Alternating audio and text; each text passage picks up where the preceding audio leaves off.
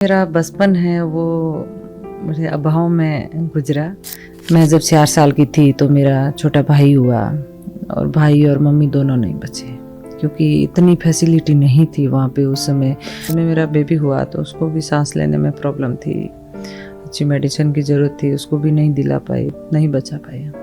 पहले बचपन में माँ को खो दिया, फिर बच्चे को। ऐसे नेगेटिव विचार आए कि ज़िंदगी ख़त्म कर दें।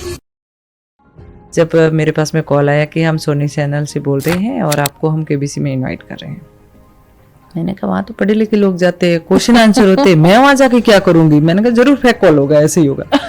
नेक्स्ट डे और कॉल आया कि हम सोनी चैनल से ही बोल रहे हैं और आप जिस तरीके से काम कर रहे हैं ऐसे लोगों को हम बुलाते हैं और हमारा जो फ्राइडे को स्पेशल शो होता है उसमें हम करमवीर अवार्ड भी देते हैं और आपके साथ में खेलने के लिए कोई सेलिब्रिटी रहेगी। मुझे मेरा परिचय कभी देने की जरूरत नहीं पड़ी जी। और मैंने मेरा पहनावा कभी चेंज नहीं किया। और जब मैं गांव में जाती हूँ, महिलाओं के साथ में बैठती हूँ, तो उनको भी ये लगता है कि रोमा जी हम वैसे ही है, कोई भी काम करने के लिए अपन को पहनावा चेंज करने की जरूरत नहीं है। बिल्कुल। मैंने जब काम की शुरुआत की थी तब मुझे बिल्कुल आइडिया नहीं था कि ये जो सबसे छोटा माने जाने वाला सुई धागे का काम करने से कोई अवार्ड मिलता है। पहले मैं गांव से बाड़मेर शहर तक नहीं गई थी कभी। आज मैं यूएस भी अकेली जाके आती हूँ।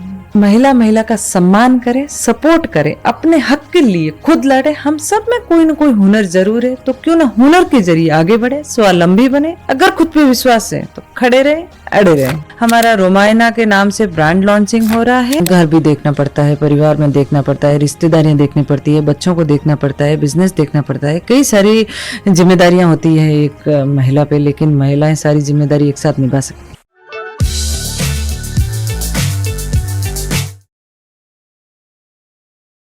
Welcome to the PVT show. Ruma Devi, Dr. Ruma Devi is not just a name or a brand who is called upon by Harvard to speak about her creative work and business empire. She is an army of 50,000 plus empowered women from Banmer and nearby places in Rajasthan, India. A face of true upliftment and woman of true substance. I'm truly honored to be flagging off the new series on the PVT show podcast called The Women of Transformation India with Ruma Devi ji. In this series, I will sit down with the woman who took the charge of her own life, who took the charge of her own destiny, who when doubted by the world, didn't feel bad, maybe felt bad, but used it as a fuel for her own success and for the success of many. A true testament to fail the fear and fuel the growth. Dr. Ruma ji has several awards to her success. She was conferred with Nari Shakti Award in 2018 by the Honorable President of India. So without much ado, let's go and speak with very inspirational Ruma Devi ji herself. Ruma ji, thank you so much. नमस्कार, बहुत बहुत स्वागत है सबसे पहले तो बॉम्बे में आपका। Thank you. नमस्ते। आप किस लिए बॉम्बे आए हैं? आई थिंक वो हमारे ऑडियंस को जानना ज़रूरी है इससे पहले कि हम पॉडकास्ट चालू करें। जी बिल्कुल। अभी 13 दिसंबर को मुक्ति ऑडिटोरियम में रोमायना के नाम से एक प्रोग्राम हो रहा है जिसमें बाड़मेर राजस्थान से फोक आर्टिस्ट आ रहे हैं 50 और साथ ही जो हस्तकला के आर्टिजन हैं वो आ रहे हैं। यहाँ पे हस्तकला के प्रोडक्ट आप लोगों को देखने को मिलेगा, जो संगीत है वो सुनने को मिलेगा, वो भी ट्रेडिशनल संगीत, जिस तरीके से गोरख की, मीरा की, दादू की जो वाणी गाई जाती है जो आपने कभी नहीं सुनी वो आपको सुनने को मिलेगी। और साथ ही राजस्थान की सुंदर कलाकृतियाँ, हस्तशिल्प के आइटम आपको देखने के लिए और ख़रीदने के लिए मिलेगा। और साथ ही हमारा रोमायना के नाम से ब्रांड लॉन्चिंग हो रहा है और हम हमारे फाउंडेशन की मेंबरशिप भी दे रहे हैं। वाह, ये तो एक्सप्लेन करता है कि आपका जो बिजी स्केड्यूल है वो इतना बिजी क्यों है, अगर इतना सब कुछ हो रहा है तो। रूमा जी, आपको अब रूमा लोग ही बोलेंगे या फिर आपको अब रोमायना बोलेंगे? मैं वो दूसरा सवाल पूछना चाहती हूँ। रोमायना ब्रांड नाम है और मेरा नाम है रूमा देवी। रूमा देवी एक नाम नहीं है। मैंने अभी आपके इंट्रोडक्शन में अपने दर्शकों को बताया कि ये कोई नाम या कोई ब्रांड नहीं है। ये मैं रिपीट कर रही हूँ अपने आप को आपके सामने बताने के लिए कि ये 50,000 से ऊपर जो औरतें आपके साथ और आर्टिस्ट आपके साथ जुड़े हुए हैं, उन सबका एक सपना है, जी। राइट? तो रूमा जी, आपके बहुत सारे वीडियोस हैं, बहुत सारा नॉलेज इन्फॉर्मेशन आपके बारे में और आपकी लाइफ के बारे में है। पर जब मैं किसी गेस्ट को द पीवीटी शो पॉडकास्ट में इनवाइट करती हूँ, बुलाती हूँ और उनके साथ बैठती हूँ, तो मेरा एक ही गोल होता है कि उनकी लाइफ से, उनके फेलियर से, उनके सक्सेस से वो सब निचोड़ के अपने ऑडियंस को देना, जिससे वो अपनी लाइफ में एक, जैसे होता है ना कि हमारा मेंटर होता है, हमारा गुरु होता है। तो रुमा जी, एक मेरे साथ आप विजुअलाइजेशन करिए, सोचिए।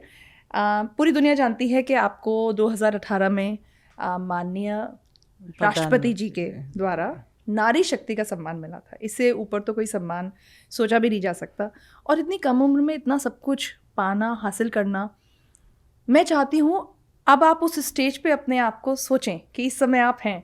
मैं राष्ट्रपति नहीं लग रही हूँ, लेकिन आप सोचें, अपने आप को वापस उसी समय लेके जाएं और उस स्टेज पे ये सोचिए कि सिर्फ आप अकेले हैं, कोई नहीं है। जैसे हम फिल्मों में देखते हैं ना कि समा रुक जाता है, वो मोमेंट रुक जाता है। और रिफ्लेक्ट करिए कि जब आप बहुत छोटे थे, उस समय बचपन में आपके क्या थॉट्स होते थे, आपने अपनी लाइफ के बारे में क्या सोचा था। मैं वो उस छोटी बच्ची रूमा का माइंड जानना चाहती हूँ।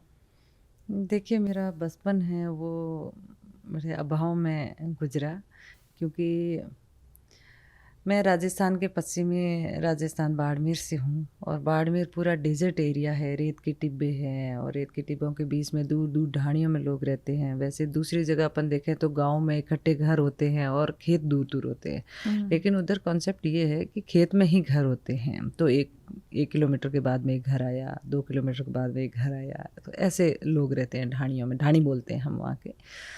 तो ऐसी ही एक ढाणी रावसर गांव की, वहाँ मेरा जन्म हुआ 88 में।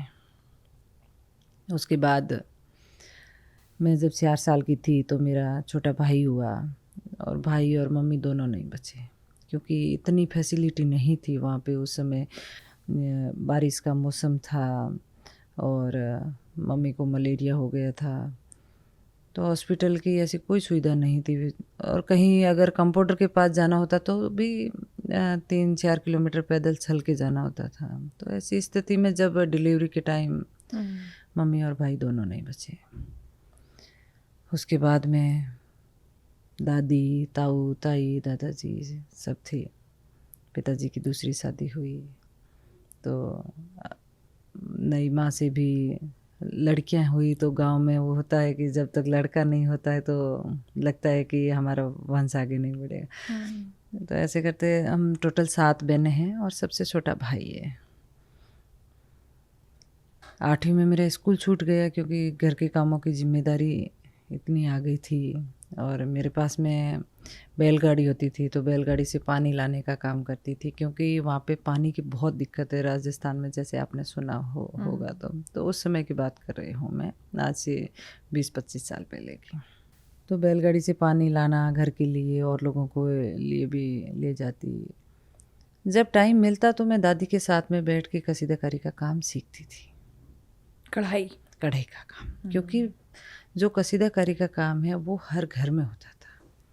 पहले माँ अपनी बेटी के लिए बना के देती थी, क्योंकि जब बेटी को ससुराल में माँ की याद आती तो अपनी सिंदूक से वो माँ के हाथ से बना हुआ प्रोडक्ट देख के ही खुश होती थी। क्योंकि अभी तो फ़ोन हो गए तो उन सारी चीज़ों की ज़रूरत नहीं है, लेकिन आज आप सोचो, पहले कोई इतना आवागमन था नहीं, और उस समय जब बेटी को माँ की याद आए तो वो क्या करे, तो माँ के हाथ के प्रोडक्ट को देख के ही वो तसल्ली करती थी।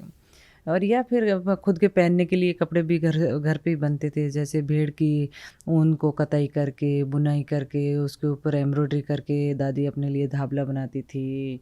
ओढ़ने के लिए लुंकार बनाती थी, जो शॉल होती है ना, उसको हम लुंकार, पट्टू ऐसे बोलते हैं, तो वो बनाती थी। और उसके ऊपर सुंदर कढ़ाई करती थी, क्योंकि अलग अलग कलर में धागे रंग के। पहले तो सारा प्रोसेस गाँव में ही होता था, तो बहुत अच्छा लगता था। तो ऐसे ही मैंने अभी साथ में बैठ के एम्ब्रॉयडरी सीख लिया, और उसके बाद में मैं 16-17 साल की थी तब शादी हो गई। शादी के बाद भी मतलब घर की आर्थिक स्थिति इतनी ठीक नहीं थी, क्योंकि मेरी तो 8वीं में स्कूल छूट गई थी और मेरे हस्बैंड की 5वीं में। तो ऐसा कोई स्थायी रोज़गार हमारे पास में नहीं था और जैसे तैसे करके घर चल रहा था, क्योंकि वहाँ पे खेती का काम भी इतना नहीं होता है। शादी कहाँ हुई आपकी? वहीं बाड़मेर के गुड़ामालानी मंगले की बेरी में हुई। और बारिश भी साल में, मतलब खेती का काम 3 महीने का रहता है, वो भी अच्छी बारिश होती है तो, नहीं तो वो भी नहीं। तो ऐसी स्थिति में जब शादी के 1.5 साल बाद में मेरा बेबी हुआ तो उसको भी सांस लेने में प्रॉब्लम थी, अच्छी मेडिसिन की ज़रूरत थी, उसको भी नहीं दिला पाई, उसको नहीं बचा पाया। फिर लगा ऐसी ज़िंदगी नहीं जीनी। पहले बचपन में माँ को खो दिया, फिर बच्चे को, तो ऐसे नेगेटिव विचार आए कि ज़िंदगी ख़त्म कर लो। फिर लगा कि ज़िंदगी से हार मानने से अच्छा मैं कुछ काम करूं जिससे मेरा मन भी लगे और मेरा घर भी चले। लेकिन एक गांव में, कभी गांव से शहर तक नहीं गए, क्या काम करूँगी। फिर दिमाग में आया कि जो दादी से कसीदाकारी का काम सीखा, मैं बैग बनाऊंगी, जो महिलाएं मायके जाएगी वो सुंदर बैग ज़रूर लेके जाएगी। तो यही सोच के मैंने 2008 में सुई धागा हाथ में लिया, एम्ब्रॉयडरी करना शुरू किया। लेकिन इतना आसान नहीं था। जो बैग की स्टिचिंग होनी थी वो मशीन से होनी थी, मशीन मेरे पास में थी नहीं। तो अब एक बार फिर हिम्मत हारने लगी। फिर मैंने कहा जो समस्या मेरे सामने आ रही है वो मेरी और भी बहनों को आती होगी, कि मैं अकेली नहीं कर पा रही हूँ, लेकिन हम मिल के कुछ कर सकते हैं। तो यही सोच के मैंने अड़ोस पड़ोस की बहनों से बात किया। फिर हमने 10 महिलाओं ने मिल के एक सेल्फ हेल्प ग्रुप बनाया, 100 रुपये इकट्ठा करके एक सेकेंड हैंड मशीन खरीदी और वहाँ से हमारे काम की शुरुआत हुई। यहाँ पे मैं आपको एक सवाल पूछना चाहूँगी। यहाँ 2 इंसिडेंसेस होते हैं। एक तो जब आपने अपने बच्चे को खोया तब वो मनोस्थिति बहुत ही अलग होती है, उस समय आप कुछ भी नहीं सोच सकते। तो उस समय वो प्रेरणा, क्या विचार आपके मन में आया कि आपको लगा कि मुझे कुछ करना है और मुझे जो करना है वो पैसा कमाने के लिए करना है? क्योंकि पैसे होते तो मेरा बच्चा जिंदा होता है, आप उसको लेके जा पाते? हम खुद डिसीजन ले पाते तो भी होता। क्योंकि महिलाओं का तो इतना अधिकार भी नहीं था ना कि उनको खुद डिसीजन ले, या हम तो इतने बोलते भी नहीं थे। हमें तो ऑफ हुआ उसके बाद ही पता चला ये स्थिति थी। आपके परिवार के साथ कैसे जुड़ाव था? फ़ोन तो होते नहीं थे, आप अपनी माताजी से कैसे बात करती थी? मेरे मतलब वैसे मायके जाते तभी मुलाकात होती थी और फिर धीरे धीरे फ़ोन आने लगे ना। हिम्मत कहाँ से आई? खुद ने ही हिम्मत की कि मुझे ज़िंदगी से हार नहीं मानना है, मुझे कुछ करना है। क्योंकि शुरू से ही मेरे पास जैसे बैलगाड़ी से पानी लाना करना, तो ये हर लड़की के बस की बात नहीं थी। हाँ। और मुझे घर में बैठना बिल्कुल पसंद नहीं था। मुझे कुछ करना है बस हमेशा, क्योंकि ताऊ जी होते थे तो ताऊ जी वो करने नहीं देते थे कि अरे जब ताऊ जी सोते मैं लेके निकल जाती वो उठते तब तक काम पूरा तो इस तरीके से दादी वो करने नहीं देती थी कि सुई छुप जाएगी वैसे। हाँ। तो दादी छोड़ के बाहर जाती, पीछे से बैठ जाती लेके तो ऐसे काम सीखा। रूमा जी, ये जो कीड़ा होता है ना, जिसे हम कहते हैं एंटरप्रेन्योरशिप का सीड, ये कीड़ा, ये जो बीज होता है, ये बचपन से ही होता है। हाँ बिल्कुल, क्योंकि मुझे कभी ऐसा नहीं लगता कि मैं थक गई हूँ, अब मेरे से काम नहीं, मेरे पास में काम नहीं होता है तब मैं थकान महसूस करती हूँ तो काम होता है तो खुशी खुशी, और खुद से ज़्यादा दूसरों के लिए काम करने में ज़्यादा खुशी मिलती है।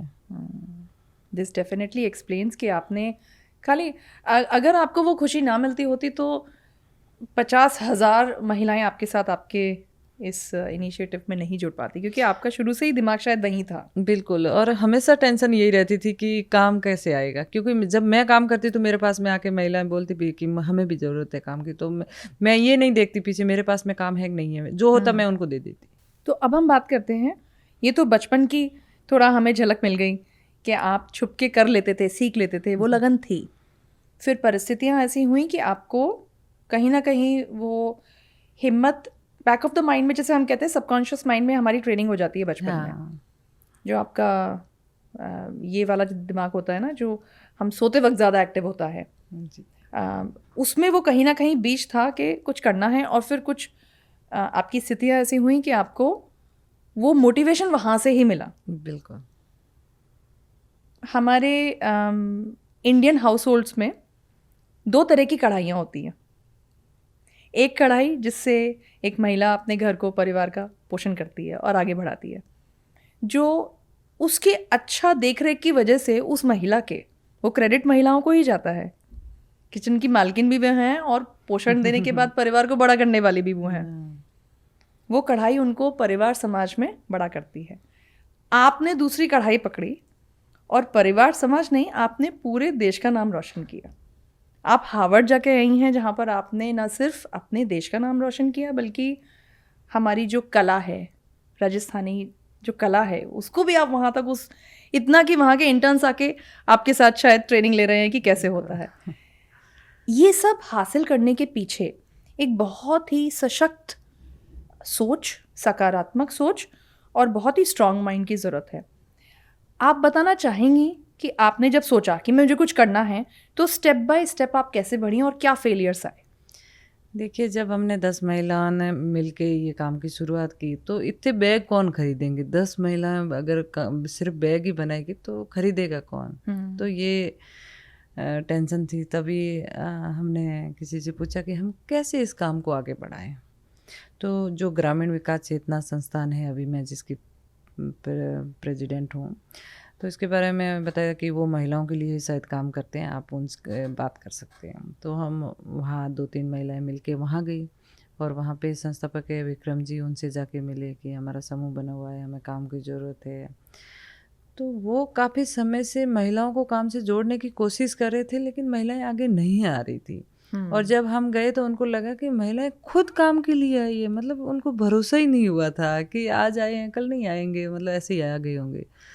मैंने कहा नहीं, हमें काम की ज़रूरत है, हम इतनी बहनें हैं और हमें आपके बारे में किसी ने बताया तो हम आए।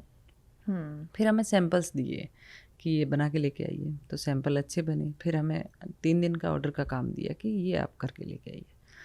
तो वो जो फर्स्ट काम हमारे हाथ में आया था, इतनी खुशी हुई थी कि हमारे पास में काम है। हम जाके काम पे लग गए। सुबह वापस आए तो उनको लगा इनसे काम हुआ नहीं, कल शाम को लेके गए, अभी वापस आ गए। क्या बनवाया था उन्होंने? कुशन कवर है। अच्छा। तो मैंने कहा हम तो काम पूरा करके लेके आए। तो ये कैसे पॉसिबल हो सकता है, 3 दिन का काम एक ही रात में कैसे हो गया? मैंने कहा खुशी इतनी थी कि पूरी रात नहीं सोए, हम बैठ के काम किया। तो उनको लगा कि वास्तव में ये काम करना चाहते हैं। फिर मैंने कहा ये सिर्फ हमारे 10 महिलाओं की बात नहीं है, गांव गांव ढाणी ढाणी में जो महिलाएं सुबह से शाम काम करती है लेकिन खुद के लिए 2 रुपए भी हाथ में नहीं होते हैं, उन महिलाओं के लिए मुझे काम करना है, मैं कैसे करूं? तो फिर किसी ने बोला कि आप एग्जीबिशन करिए। मैंने कहा एग्जीबिशन कहाँ होते हैं? बाड़मेर में तो कोई खरीदेगा नहीं इतना। तो कि नहीं, जो मेट्रो सिटीज़ है, दिल्ली, बॉम्बे, बेंगलोर, ऐसी जगह पे आप करिए। तो मैंने कहा ये तो भूत दिमाग से निकाल दें, ना तो घर वाले भेजेंगे और ना हम इतनी दूर जा पाएंगे, और हमें तो सिर्फ मारवाड़ी आती है, हिंदी में बात भी नहीं करना आते, हम कैसे जाएंगे? तो ये बात हम यहीं छोड़ देते हैं। लेकिन फिर बैठे बैठे दिमाग में आया कि ट्राई करते हैं। तो 2010 में दिसंबर का महीना था और घर पे बात किया। काफ़ी बातचीत होने के बाद में इसको डिटेल में बताइए। वहाँ से इजाज़त मिली। लेकिन नहीं, इसको आपने कैसे कन्विंस किया आपके हस्बैंड को? देखिए, हस्बैंड ने ज़्यादा मना नहीं किया, लेकिन पूरा परिवार, हम जॉइंट फैमिली में रहते हैं। तो पहले ही मतलब जब काम की शुरुआत की तो कई तरह की बातें होती, घर से, फिर पड़ोसियों से, पता नहीं कहाँ जा रहे हैं, मतलब इस तरीके की बातें होती थी। लेकिन मैंने कभी कोई माइंड नहीं किया कि कौन क्या बोल रहा है, अपन सिर्फ फोकस करना है, काम पे करना है। तो यही सोच के मैंने आगे का जो सफ़र था वो मेरा जारी रखा। तो जब मुझे दिल्ली जाना था तो मेरी ननद को साथ में भेजा। हमने सामान भरा कट्टे में, ट्रेन के लोकल डब्बे में बैठे। वो घबराहट भी हो रही थी कि कैसे लोगों से बात करेंगे, क्या है। वहाँ जाके हमने बूथ लगाया और इतनी अच्छी हिंदी आपने कहाँ सीखी? जो मैं सुन रही हूँ वो बहुत सुंदर हिंदी है। 3 दिन का एग्जीबिशन था। हाँ। और उसमें ज़्यादातर हमारे जो कस्टमर है वो महिलाएं थी। तो उनको पता चल गया कि गांव से आए हैं, घबरा रहे हैं। तो बड़े प्यार से बात की कि बेटा आपने इतने सुंदर प्रोडक्ट हाथ से बनाए या मशीन से बनाए? तो उन्होंने कहा नहीं, ये तो हमारा हाथ का काम है। तो उस 3 दिन की एग्जीबिशन में हमारी 10 से 15 हज़ार रुपये की सेल हो गई। वाह। और अब हमने ठान लिया कि नेक्स्ट एग्जीबिशन के लिए हम अच्छी तैयारी करेंगे। वापस आए बाड़मेर, गांव-गांव, ढाणी-ढाणी जाके महिलाओं को काम के प्रति मोटिवेट करना शुरू किया, क्योंकि इतना आसान नहीं था एक दूसरे के घर जाना भी। उनको ट्रेनिंग कैसे दी आपने? न सड़कें थी, न पीने के लिए पानी। ऐसी धूप में गर्मियों के समय में तो लगभग 50 डिग्री से प्लस जाता है टेम्परेचर। ऐसी स्थिति में जब हम किसी के घर पहुंचते हैं और घर वाले पूछते हैं आप कौन है, कहाँ से आए हैं, यहाँ कोई काम करने वाला नहीं है, पता नहीं आप क्या सिखा के जाओगे, ये तो मतलब इस तरीके के क्वेश्चन होते थे। तब लगता कि यार क्यों आए हम यहाँ पे, जो हमने जो शुरुआत की थी हमारे लिए वही करें। लेकिन फिर लगता कि अब जब महिलाओं से बात होती तो कि काम की ज़रूरत इनको नहीं, इनको है। तो फिर घर वालों को समझाते कि भाई हम इनको घर बैठे काम दे के जाएंगे, लेके जाएंगे, घर का पूरा काम करके जो भी 2-3 घंटा इनको दिन में टाइम मिलेगा उसमें ये काम करके देंगे। तो ऐसे करके उनको घर वालों को मनाते। फिर उनको जब उनके पास में थोड़ी बहुत इनकम आने लगी तो पड़ोस की बहनें भी साथ में जुड़ना शुरू हुई। फिर लगा कि काम तो सबको आता है, क्योंकि वो ट्रेडिशनल वर्क है, जो अपना एप्लिक वर्क है, एम्ब्रॉयडरी का वर्क है, लेकिन मार्केट के हिसाब से कैसे तैयार करना है, क्या क्वालिटी रखना है, क्या कलर थीम लेना है, तो उनको ट्रेनिंग की ज़रूरत है। लेकिन ट्रेनिंग कैसे दें महिलाओं को? तो ये अपन कह दे कि आप आइए 5 घंटा आपकी ट्रेनिंग चल रही है, तो वो नहीं आएगी, वो कहे कि हमारा क्या काम आएगी, उनको समझ ही नहीं है। तो उस समय जैसे तैसे करके हमने पूरा कलेक्शन बनाया अच्छे से, और जो नेक्स्ट शो हमारा था एग्जीबिशन, उसमें हमारी फिर 10-15 हज़ार रुपये की सेल नहीं हुई थी, 50 हज़ार की भी नहीं हुई थी, पूरी 11 लाख की सेल की थी हमने। कितने की हुई थी? 11 लाख की। 11 लाख? हाँ। नेक्स्ट एग्जीबिशन में कहाँ थी ये एग्जीबिशन? वो दिल्ली में। आप वापस गए थे फिर दिल्ली? हाँ। आप इतने प्रोडक्ट्स लेके गए थे? हाँ, फिर हमने होम फर्निशिंग के आइटम बनाए, ये bed cover, cushion cover, curtains, table cover, mat, runner, सब पूरी। कितने लेके गए आप आइटम गिन के? नहीं, हम पूरा मतलब 3-4 पार्सल बना के लेके गए थे।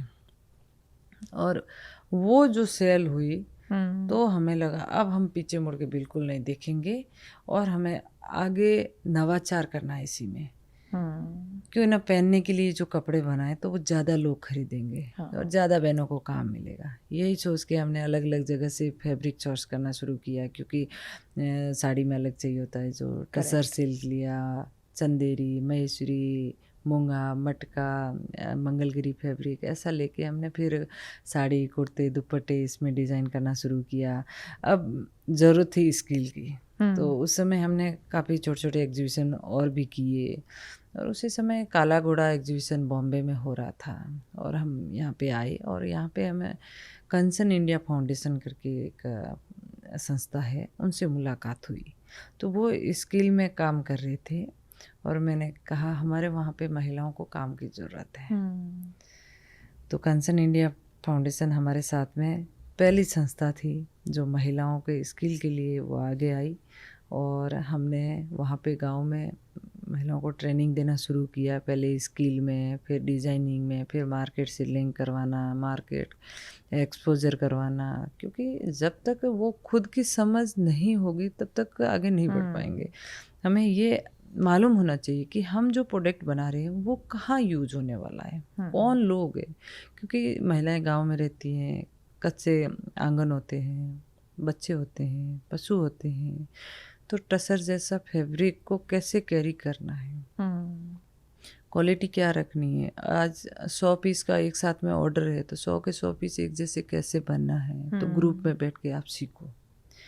तो वो जो ट्रेनिंग हमने दिया फर्स्ट में, और क्योंकि ट्रेनिंग उन्हीं के घरों के बीच में दिया, वो बाहर ज़्यादा दूर नहीं जाती, लेकिन जब ट्रेनिंग लेने आती थी और उनके चेहरे पे जो खुशी होती थी, इतना अच्छा लगता है, क्योंकि वो सुबह सुबह घर का काम करके, बच्चों को स्कूल भेज के, खुद का टिफ़िन लेके वो ट्रेनिंग में पहुंच रही है। जैसे स्कूल जाते हैं ना, वो कभी स्कूल नहीं गई, और वहाँ आके अपना सिग्नेचर करना भी सीख रही है, काम सीख रही है, एक दूसरे के साथ में बातें शेयर कर रही है, खाना साथ में बैठ के खा रही है। तो मतलब इतना अच्छा फील होता। मैं उनसे बात करती, पूछती कि आपको सबसे अच्छा क्या लगता है। हाँ।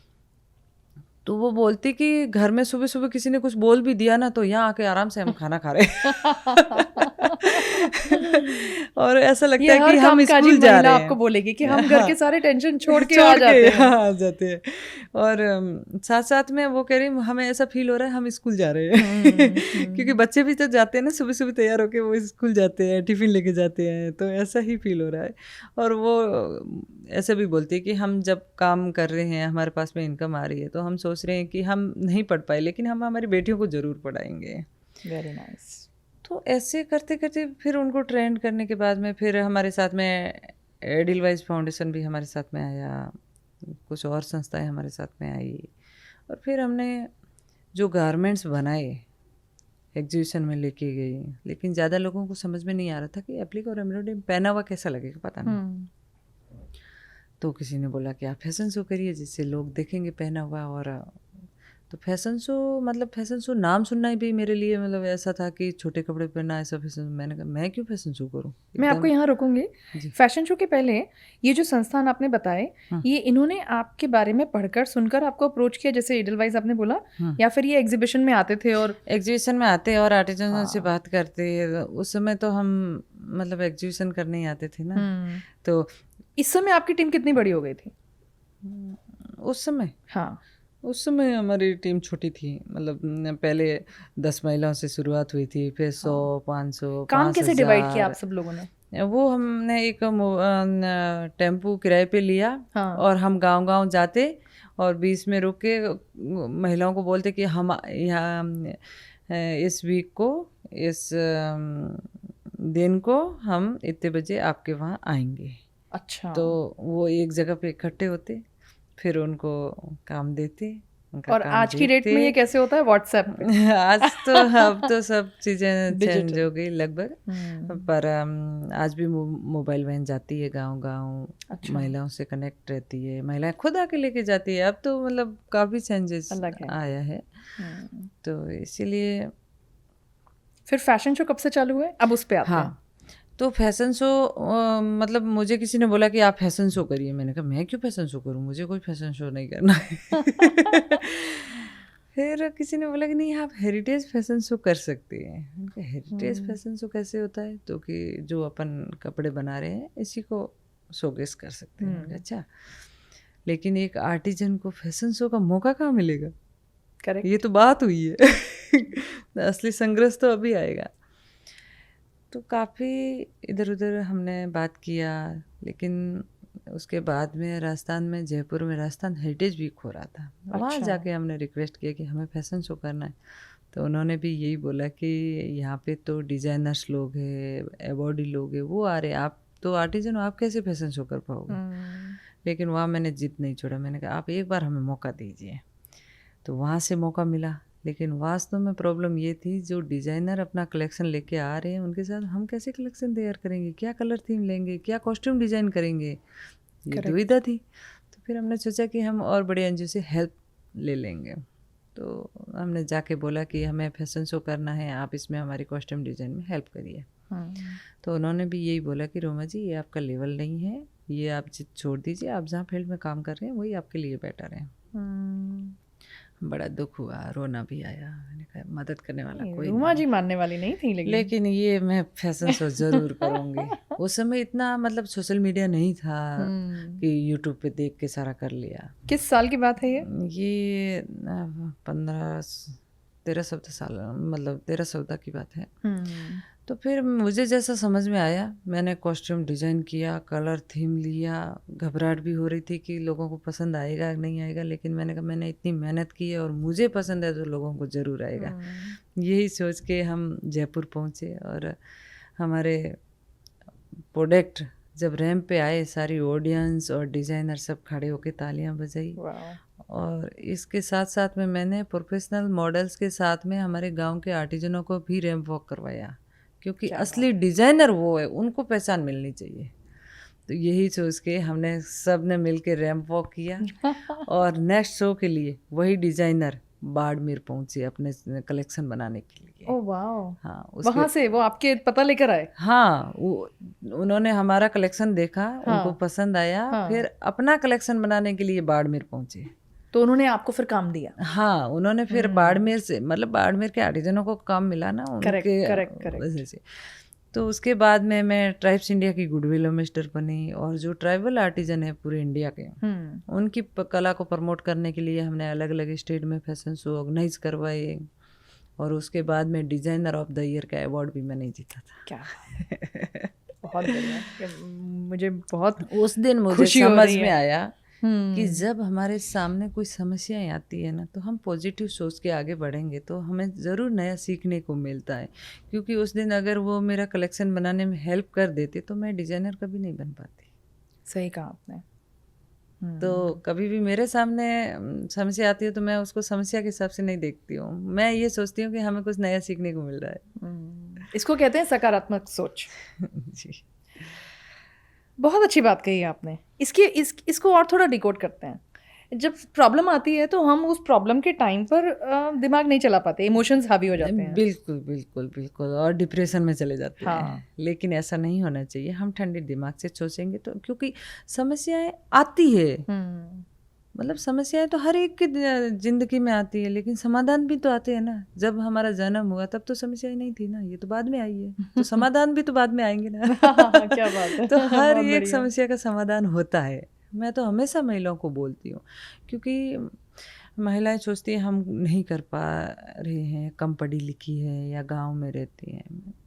क्या, आप बिल्कुल चिंता मत करिए, आपके पास में हुनर है, आपके पास में सोच है, उसी पे आप विश्वास रखिए। सबसे पहले खुद पे भरोसा होना ज़रूरी है कि हम ये जो काम कर रहे हैं वास्तव में ये काम सही है और हम कर लेंगे, तो आप कर लोगे, कोई दिक्कत नहीं है। आप जहाँ बैठे हो कोई फ़र्क नहीं पड़ता। आजकल तो इतना डिजिटल का ज़माना आ गया है, अपने बच्चे घर में पढ़े लिखे हैं, तो आप जैसा चाहोगे काम हो सकता है। लेकिन सबसे पहले शुरुआत यहीं से होती है, जो आपने बिल्कुल राइट कहा कि बाकी सब चीज़ बाद में, पहले अपने ऊपर भरोसा होना चाहिए, जिसे हम सेल्फ कॉन्फिडेंस कहते हैं जी, जो अमूमन लड़कियों में तो बहुत कम होता है, अभी भी बहुत कम है। बिल्कुल। उसको ऊपर करने के लिए क्या होना चाहिए, कैसी सोच होनी चाहिए? देखिए, पहले महिलाओं को घर से बाहर नहीं भेजती थी जी। लेकिन धीरे धीरे बदलाव आया। कोई ऐसा समय था जो स्कूल में एक लड़की होती थी। मैं भी जब 5वीं में पढ़ती थी तो मैं एक ही लड़की थी और 5 लड़के थे। हम टोटल क्लास में 6 लोग थे। 6 में से एक लड़की थी। एक लड़की थी। और आज आप देखोगे तो लड़कियां ज़्यादा है, लड़के कम है। तो ऐसे ही बदलाव आएगा धीरे धीरे, बोल्डनेस भी आएगी। और जब लड़कियां बाहर जाती है, पहले मैं गांव से बाड़मेर शहर तक नहीं गई थी कभी, आज मैं यूएस भी अकेली जाके आती हूँ। तो खुद पे भरोसा कि मैं ये कर लूँगी, मुझे कोई प्रॉब्लम नहीं है। क्योंकि जब हम बाहर जाके सीखते हैं तभी मालूम होता है। अब दायरा बन जाता है अपना। जब अपन गांव में रहते हैं, घर में रहते हैं, तो सोच वहाँ तक ही होती है। अब सीमित होती है। जब गांव वालों को बोला, मैं मेरी दादी को जाके बोलती थी कि मैं अमेरिका जाके आई हूँ, तो हाय चोरी इतनी आ गई क्यों जे? मतलब उनकी सोच वही होती है कि यही होना चाहिए, यहाँ तक का ही होना चाहिए, ज़्यादा दूर मत जाओ। पर अपन वहाँ जाके जो चीज़ें देखते हैं तो अपन को लगता है अपन कितने पीछे रह गए।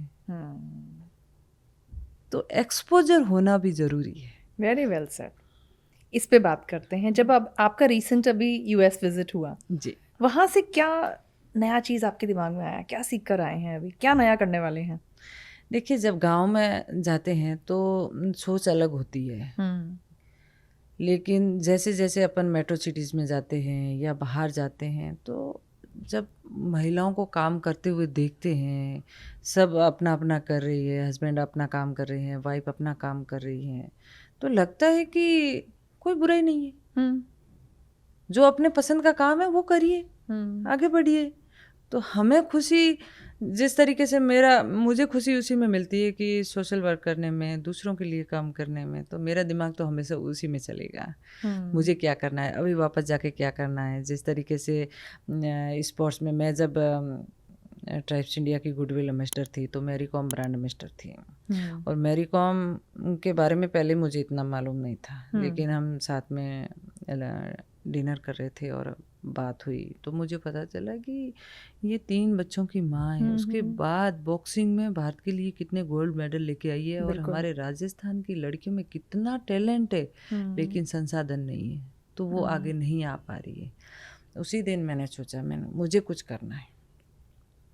तो मैं लंदन गई, वहाँ पे जो लॉर्ड्स स्टेडियम है वो देखा, उसी की थीम पे अभी हमारे बाड़मेर में स्टेडियम बन रहा है। ओह वाह। इंडोर, लड़कियों के लिए सेपरेट, क्योंकि पेरेंट्स की सोच होती है कि वो शॉर्ट्स पहन के नहीं जा सकती घर से, तो इंडोर रहेगा तो उनको कोई प्रॉब्लम नहीं होगी, वो हर मौसम में तैयारी कर सकती है। और ऐसी फैसिलिटी उनको वहाँ अगर गांव में मिलती है तो निश्चिंत रूप से वो ओलंपिक तक जा सकती है। क्या वंडरफुल, तो बहुत सुंदर काम किया आपने। और अब आप एक सबके लिए एग्जाम्पल बन चुके हैं, तो लोग आपको ट्रस्ट करके, आपके जर्नी को ट्रस्ट करके मुझे लगता है आप बहुत आगे जाने वाले हैं। जो मुझे आपकी विचारधारा अभी लग रही है वो यहाँ तक सीमित रहने की नहीं है, बहुत बहुत आगे जाएंगे। मैं एक दिन मतलब ऐसे तो बहुत सारे उदाहरण हैं, मैं आपको उदाहरण देती हूँ। मैं बाड़मेर में थी, तो एक हमारे उधर वो आर्मी के कैंप है, वहाँ से एक महिला आई तो मुझे बोली कि मैं आपको धन्यवाद देने आई हूँ। मैंने कहा किस लिए, अपन तो पहली बार मिले हैं। तो कि नहीं, आपको यूट्यूब से देख के मैंने मेरे गांव में जो नदियों के बीच में पड़ता है देहरादून में, वहाँ पे नदियों को पार करके जो वहाँ महिलाएं रहती है उनके लिए काम की शुरुआत की है और 300 महिलाओं को काम दे रहे हैं। अरे वाह, इतनी खुशी महसूस हुई कि इस तरीके से लोग आगे आ रहे हैं, इस तरीके से मतलब महिलाओं की सोच बदल रही है, तो ये बहुत बड़ी बात है। बिल्कुल, ये बहुत बड़ी बात है। इस व्याख्या में अगर अपन आगे बढ़ें और इस जर्नी में, तो जब हम उस जर्नी तक पहुंच जाते हैं तब पीछे जब देखते हैं तो लगता है कि हमने हर्डल्स पार कर लिए, पार कर कर ही तो पहुंचे हैं यहाँ तक। मैं चाहूँगी कि आप अपने पूरे जर्नी में से, अब तो काफ़ी लंबा समय हो गया, वो कुछ 2-3 इंसिडेंसेस बताएं जब बिल्कुल आप बिजनेस की जर्नी में से, क्योंकि ये जो हमारा पूरा ये जो पॉडकास्ट का थीम है ये है विमेन हु ट्रांसफॉर्म, जिन्होंने वो बदलाव किया है, कर पाई हैं। कौन से ऐसे 2-3 बड़े इंसिडेंसेस हैं जो आपके दिमाग में आते हैं? क्योंकि मुझे मालूम है कि अभी भी कुछ महिलाएं उस परिस्थिति में होंगी, जूझ रही होंगी। और चक्रव्यूह होता है ना, एक महाभारत में चक्रव्यूह में जब अभिमन्यु फंसे थे, तो आज की डेट में बोला जाता है कि अब हमें डिजिटल की वजह से वो अभिमन्यु तैयार करने हैं जिनको चक्रव्यूह से निकलना आता हो। तो इस समय जो महिलाएं या जो भी युवक हैं किसी ऐसे चक्रव्यूह में हैं, आप 2-3 इंसिडेंसेस ऐसे बताइए जब आपको लगा कि बिजनेस में मैं चक्रव्यूह में हूँ। बिल्कुल, तो एक तो बाड़मेर जैसे जगह पे जो ज़्यादा पढ़ जाते हैं वो तो बाहर जाके शिफ्ट हो जाते हैं, और जो कम पढ़े लिखे हैं तो उनकी सोच वहाँ तक नहीं पहुँच पाती है जहाँ हम सोच रहे हैं कि वहाँ तक हमें पहुँचना है। तो एक ये गैप तो हमेशा रहता है। तो मैं जहाँ पे भी जाती हूँ तो ये बोलती भी हूँ कि अपन बाहर जाके सेटल हो जाते हैं, वहाँ के लिए खूब काम करते हैं, डेवलपमेंट भी होता है, सब होता है, लेकिन अपन अगर वापस पढ़ाई करके अपने गांव में जाएं और अपने करियर की वहाँ से शुरुआत करें और वहाँ के लोगों को रोज़गार से जोड़ें, तो ये कितना बड़ा काम हो सकता है जी। क्योंकि गांव के आज अपन बाहर जा रहे हैं, इतनी दुनिया देख रहे हैं और वहाँ पे जाके तो कितनी चीज़ें हैं। और हमारा राजस्थान तो कला का हब है, बिल्कुल, हर गाँव में अलग कला है और वहाँ से मतलब वहाँ पे स्कोप है कि आपका करियर भी बन सकता है और गांव के लोगों को भी हम बोल्ड कर सकते हैं, उनको रोज़गार से जोड़ सकते हैं। एक तो ये हमेशा रहती। एक जैसे नशा है, तो नशा आजकल युवा पीढ़ी में भी बहुत फैल चुका है। लड़कियां ज़्यादा पढ़ रही है बजाय लड़कों के, तो ये थोड़ा समीकरण कम बैठ रहा है। नशे के प्रति मुझे काम करना है, क्योंकि जब मैं उनकी स्थिति देखती हूँ तो मुझे बहुत बुरा लगता है। एक महिला आके बोलती है कि मेरा पूरा जीवन मैंने मेरे मायके में निकाला क्योंकि मेरा हस्बैंड शराब पीता था। उसके 3 बेटे हुए, बेटे बड़े हुए, तीनों को शराब की लत लग गई। अब उसने वो भी जीवन ऐसे निकाला, अब बेटों के चक्रव्यूह में फंस गई। उस महिला का क्या जीवन हो सकता है? वो हाथ का काम करके थोड़े बहुत पैसे कमा रही है, वो भी वो सुबह सुबह सीन के ले जाते हैं। तो ऐसी स्थिति में सबसे बड़ा काम ये होगा, अगर हो सकता है तो, कि नशा मुक्ति पे कुछ काम करें। वैसे मैं जाती हूँ, समझाइश भी करती हूँ, लोगों को बोलती भी हूँ, क्योंकि अब बिजनेस करने वाले तो करेंगे, लेकिन अपना जो मन है वो तो कंट्रोल अपन को ही करना पड़ेगा। बिल्कुल। तो इस तरीके के ये भी समस्या, बहुत बड़ी समस्या है ये तो, खैर पर इस पे काम करेंगे तो धीरे धीरे कंट्रोल होगा। अगर एक दो घर भी अपनी वजह से सुधर रहे हैं तो वो भी बड़ी बात है मेरे हिसाब से। आपने बहुत अच्छी जगह अपना ध्यान दिया है। मैं अमेज्ड हूँ ये सोचकर कि आपने उस डायरेक्शन में भी सोचा है।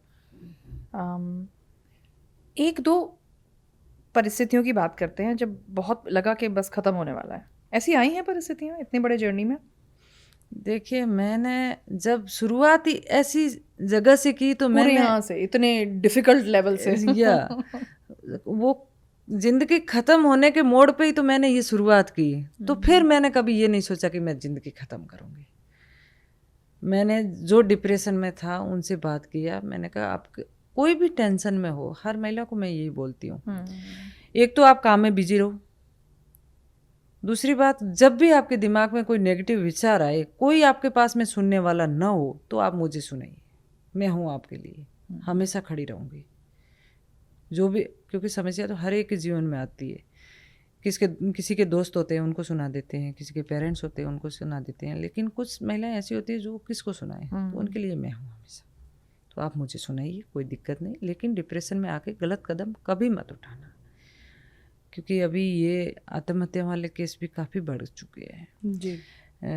जो माँ होती है अपने बच्चों को लेके टाँके में कूद जाती है, या जो पानी के टाँके होते हैं ना, ऐसे केसेस हो रहे हैं? बहुत हो रहे हैं। तो और जिनके हाथ में काम होगा ना तो वो बिजी रहेंगे, वो बिजी रहेंगे, उनके फिर नेगेटिव विचार कभी नहीं आएंगे। बिल्कुल। तो ये होना बहुत ज़रूरी है। इसीलिए मैं यही चाहती हूँ कि हर हाथ में काम हो, कोई फ्री ना अब हो। राजस्थान में आप कैसे अपना और बढ़ा रहे हैं? अभी आपकी टीम में 30 से 50,000 महिलाएं आ चुकी हैं। हाँ, 50,000 है, लेकिन मुझे 5 लाख तक लेके जाना है जी। हाँ। कैसे कर रहे हैं? क्या सोचा है? क्या प्लान है? अभी क्योंकि हमारा फाउंडेशन है, फाउंडेशन के थ्रू हम काम करते हैं, लेकिन मैं सोचती हूँ कि इन खुद का ब्रांड होगा तो ज़्यादा काम मिलेगा। तो अभी जो रोमायना के नाम से हम लॉन्चिंग कर रहे हैं, ये उन्हीं का ब्रांड है, उनके लिए ही कर रहे हैं। ऐसा कहा जाता है, कहा क्या जाता है, यही सुना है हमने हमेशा कि एक सक्सेसफुल आदमी होता है, उसके पीछे एक औरत का हाथ होता है जिसने उसको सपोर्ट किया है। खुलासा करिए कि एक सक्सेसफुल औरत के पीछे क्या कोई आदमी है जिन्होंने सपोर्ट किया है, जिसकी वजह से आप हैं? देखिए, शुरुआत में तो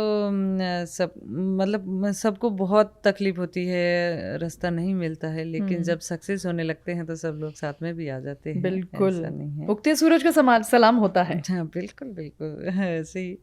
तो शुरुआत में मुझे भी घर से कई परेशानियां हुई। मैंने भी घर से अलग एक रूम लेके वहाँ से काम की शुरुआत की, और जब सक्सेस हो गई तो मुझे लगा कि नहीं, वो भी जिम्मेदारी मेरी ही है, मुझे वापस जाना है। तो फिर मैं मेरे सास ससुर जी के वापस साथ में रहना शुरू किया, और आज भी हम जॉइंट फैमिली में रहते हैं। मैं ये मानती हूँ कि अगर जॉइंट फैमिली में अपन रहते हैं तो थोड़ी सी बर्डन कम होती है, परिवार के लोगों के साथ में टाइम भी बिता पाते हैं, और जब बाहर होते हैं तो चिंता भी नहीं रहती है कि घर का दरवाज़ा भी जाके खोलना है। क्योंकि महिलाओं की ये सोच होती है ना कि हम अलग रहेंगे, आज़ाद रहेंगे, सही रहेंगे। मेरे हिसाब से मैं तो ये सोचती हूँ कि जॉइंट फैमिली जैसा कहीं सुख नहीं है। मैं आपके इस थॉट प्रोसेस से एग्री करती हूँ, क्योंकि ज़्यादा करके मेट्रोज़ में इसके ऊपर थोड़ा बात करते हैं। आई थिंक इसमें बहुत लोग इंटरेस्ट लेंगे। जी। मेट्रोज़ में माँ बाप गांव में होंगे या कहीं होंगे, लोग यहाँ आ जाते हैं, फिर अकेले रहते हैं, बहुत स्ट्रगल करते हैं। अगर आप देखेंगे एक हस्बैंड वाइफ जो दोनों काम कर रहे हैं, जैसे आपने कहा, एक्चुअली कोई नहीं होता दरवाज़ा खोलने के लिए, उनको ही सारा काम करना होता है, या उनको हाउस हेल्प रखने पड़ते हैं। कितना कष्ट है बच्चों के लिए, और वो यहाँ किस लिए आते हैं कि हम थोड़ा 2 पैसा ज़्यादा कमा सकें। लेकिन एक्चुअली क्या वो कमा पा रहे हैं? To a certain extent yes, लेकिन बहुत सारे लोग शायद नहीं, क्योंकि खर्चे ऊपर हैं यहाँ। मेरे हिसाब से तो जो बच्चे अपने दादा दादी के साथ में रहते हैं, हाँ, वो ज़्यादा सीख पाते हैं, उनको ज़्यादा प्यार मिलता है। और क्योंकि जो दादा दादी के साथ में नहीं रहते, उनको इतना अपनी संस्कृति के बारे में भी इतना मालूम नहीं रहता है।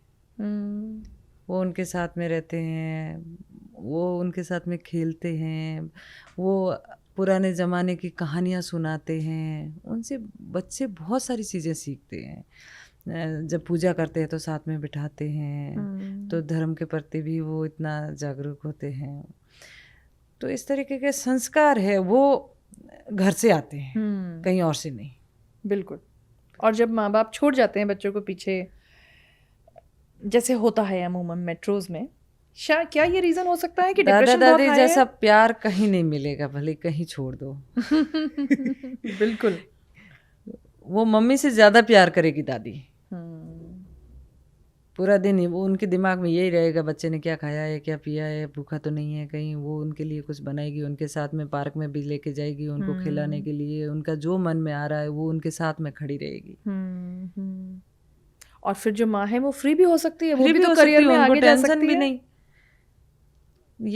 मैं तो जॉइंट फैमिली को ही लाइक करूँगी। बहुत अच्छी बात बोली है आपने। आई होप लोग सुने इसको और थोड़ी अपनी विचारधारा को बदलें। जी विचारधारा बदलेगी तभी तो देश आगे बढ़ेगा, जी। है ना। रुमा जी, थोड़ा सा रिफ्लेक्शन लेते हैं कि आपकी फैमिली अभी, उनका क्या है, आपका बच्चा अभी कितना बड़ा है, कैसे चल रहा है वो सब कुछ, आपने क्या सोचा है? मेरा बेटा अभी 12 साल का हुआ है और 7th में है अभी। तो उसका उसका भी सोच है वो बड़ी है। बिल्कुल होगी, माँ की वो सोच इतनी बड़ी है। हमेशा दूसरों के प्रति हमेशा खड़ा रहेगा, क्योंकि उससे भी किसी का दुख देखा नहीं जाता है। तो बहुत सॉफ्ट दिल का है। और बाकी आप एक वर्किंग मॉम हैं, और working mom to the next level. मतलब मैंने आपका स्केड्यूल्स देखे हैं। अब आप एक नया ब्रांड लॉन्च कर रही हैं। आपका टारगेट है कि 50,000 से मुझे 5 लाख महिलाओं को इसमें जोड़ना है। कैसे टाइम निकालते हैं आप बच्चे के लिए? जब भी टाइम मिलता है तो उसको भी पता है मम्मी बिजी है, तो इतना टाइम नहीं दे पाती हूँ उसको भी। लेकिन वो बोल्ड है, अभी हॉस्टल में रह रहा है जोधपुर में, क्योंकि पढ़ाई भी तो ज़रूरी है, इसीलिए अभी उसको हॉस्टल में भेजा है। और उसको ये लगता है कि मम्मी इतना अच्छा काम कर रही है, तो वो भी समझ सकता है। कभी मतलब ऐसा नर्वस नहीं हुआ मेरे सामने कि मॉम कम है या। बिल्कुल बिल्कुल। रुमायना शब्द बहुत इंटरेस्टिंग है। मुझे बहुत मज़ा आया जब आपने बताया कि ये लॉन्च हो रहा है, बॉम्बे में लॉन्च हो रहा है। रूमा देवी, रूमा शब्द और रामायण, ये कहानी क्या है? थोड़ा इस ब्रांड को कैसे क्रिएट किया आपने, उसके बारे में बात करते हैं। रूमा देवी के नाम से मतलब वो तो नाम है ही। हाँ। तो रूमा और रामायण को मिला के रुमायना कर दिया। रुमायना। और रुमायना के नाम से जो भी प्रोडक्ट आएगा अभी रुमायना के नाम से आएगा। कुछ नया सोच रहे हैं प्रोडक्ट में? आपके यहाँ की प्रोडक्ट प्राइसिंग कैसे होती है? आप कैसे डिसाइड करते हैं कि हम प्राइसिंग क्या रखेंगे? वो तो जो रॉ मटेरियल कितने का है, इस पे बहुत सारी चीज़ें होती है, क्योंकि हैंडमेड प्रोडक्ट बनाना इतना इजी नहीं होता है। जैसे मैं बात करूँ एप्लिक की, हाँ। तो एप्लिक कटवर्क क्या होता है, 2 कपड़े को मिला के एप्लिक किया जाता है। जो पहला कपड़ा होता है हम जो ऊपर का लेते हैं, ज़्यादातर हमारा कैमरिक कॉटन चलता है, और उसके ऊपर ट्रेसर पेपर से ट्रेसिंग करते हैं। फिर जो वो डिज़ाइन होती है उसी हिसाब से सैनी और हथौड़ी से कटिंग होती है। जैसे लकड़ी की नक्काशी होती है वैसे ही कपड़े की कटिंग होती है, कैंची से कटिंग नहीं होती है। कितना टाइम लगता है एक प्रोडक्ट बनाने में? मैं पूरा प्रोसेस बताती हूँ आपको। जब वो कटिंग होती है उसके बाद में दूसरा कपड़ा, जो पतला कपड़ा होता है ऑर्गेंडी, ज़्यादातर हम यूज़ वो करते हैं, बाकी तो सारे का फैब्रिक यूज़ करते हैं। लेकिन उसको पेस्ट करने के लिए जो ग्वार का गम आता है, पाउडर आता है, उसको पेस्ट घोल के उसके पेस्ट से उसको पेस्ट करते हैं। पेस्ट करने के बाद में वो महिलाओं के हाथ में जाता है, और जैसे वो डिज़ाइन कटिंग हुई होती है वो सुई की नोक से अंदर मोड़ के पूरा तुरपाई होता है। तो एक बेड कवर बनने में 1 से 1.5 महीना लगता है। और जब वो बन जाता है, पूरा तुरपाई हो जाता है, वापस आता है, 12 घंटा पानी में भिगो के रखते हैं, तब वो जो ग्वार गम से पेस्ट किया था वो छूटता है। उसके बाद में डाइंग होता है, आयरन होता है, चेकिंग होता है, पैकिंग होता है। तो ये सारे खर्चे लेने पड़ते हैं, उसके बाद में कॉस्टिंग तय होती है।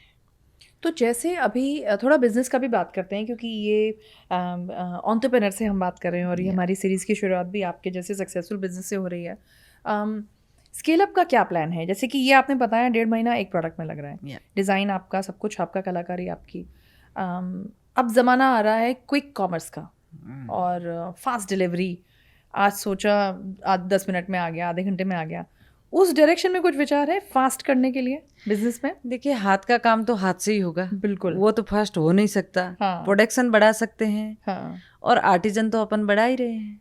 तो अपने आप जो 2 बेड कवर एक आर्टिजन बनाएगी तो 2 महीने लगेंगे। हाँ। अगर वही काम 2 महिलाओं को मिलेगा तो जल्दी हो जाएगा, और एक बेड कवर को बनाने में भी 3-4 महिलाएं बैठ गई तो वो जल्दी काम हो जाएगा। इस तरीके से आर्मी बढ़ानी पड़ेगी या जो 50,000 से 5 लाख लेके जाना है ना, इसीलिए। तब आपको क्या लगता है आपका बिजनेस प्रोडक्ट, जैसे एक कोई नंबर है अभी आपके पास कि हर महीने हम इतने प्रोडक्ट सेल करते हैं? देखिए, वो तो अलग अलग है, फिक्स नहीं है। जितना ऑर्डर होता है उस हिसाब से होता है। एग्जीबिशन के थ्रू भी सेल होती है, और बाकी अलग अलग ब्रांड के साथ में भी काम कर रही है महिलाएं, वो अलग अलग है जितना काम आता है। लेकिन ये होता है, कोई ऑर्डर में टाइम मिलता है, कोई ऑर्डर में टाइम कम मिलता है। तब हमें ज़्यादा टीम लगानी पड़ती है कि फास्ट करके देना होता है। तो हम B2C भी करते हैं और B2B भी करते हैं। बिल्कुल। किस में ज़्यादा स्कोप है ऐसे आर्टिस्टिक वर्क के लिए? देखिए, एक समय ऐसा था कि जो अपने सब लोगों का थिंकिंग ये थी कि जो मशीन से कपड़े बने हैं या मशीन एम्ब्रॉयडरी हुआ है, चमक दमक वाले, वो उसमें इंटरेस्ट ज़्यादा था। लेकिन अब वापस रिवर्स हो रहा है। सबको ऑर्गेनिक फूड चाहिए, हैंडमेड प्रोडक्ट चाहिए, प्रकृति से जो जुड़ी हुई चीज़ें हैं वो ज़्यादा चाहिए। तो आने वाले टाइम में मुझे ये लगता है कि इन चीज़ों का ज़्यादा क्रेज़ होगा। क्योंकि आज मैं हैंडमेड प्रोडक्ट पहनती हूँ, मेरा जो भी ड्रेस होगा हाथ का काम होगा, मैं कभी मशीन एम्ब्रॉयडरी नहीं पहन सकती।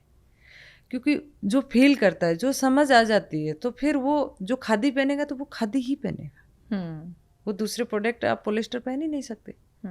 तो इस तरीके से आने वाले समय में मेरे हिसाब से इन चीज़ों का बहुत स्कोप रहेगा।